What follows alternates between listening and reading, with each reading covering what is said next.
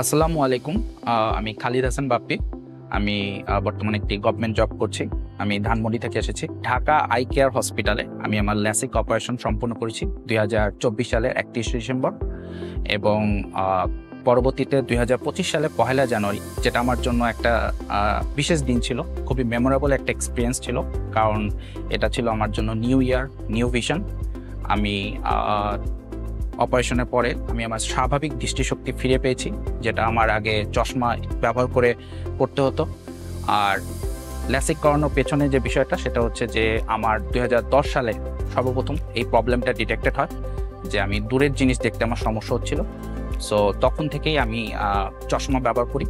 তো পরবর্তীতে যেটা হয়েছে, এখন আমি 2024 সালে 31 ডিসেম্বরে ল্যাসিক অপারেশনটা সম্পন্ন করি। এই 15 বছর আমি চশমা ব্যবহার করেছি এবং এই সময়কালীনটাতে আমাকে যে প্রবলেমটা সবচেয়ে বেশি ফেস করতে হতো, সেটা হচ্ছে আমি অনেক আনকমফোর্টেবল ফিল করতাম চশমা ব্যবহার করার কারণে, এবং এটা আমার কনফিডেন্সের ল্যাকিংস করত। এবং আমি যেহেতু খেলাধুলা পছন্দ করি, এটা আমার খেলাধুলার ক্ষেত্রেও সমস্যা ক্রিয়েট করত।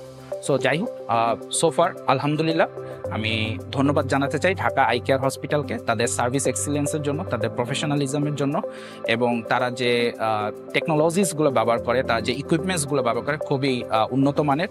এখানে আমি আমার অপারেশন করতে পেরে ভালো ফিল করছি। আমি আমার স্বাভাবিক দৃষ্টিশক্তি ফিরে পেয়েছি। আমি ধন্যবাদ জানাতে চাই প্রফেসর ডক্টর হারুনুর রশিদ স্যারকে, এবং ধন্যবাদ জানাতে চাই ঢাকা আই কেয়ার হসপিটালের ম্যানেজমেন্ট, স্টাফস এবং সকল এমপ্লয়িকে তাদের আন্তরিক সহযোগিতার জন্য।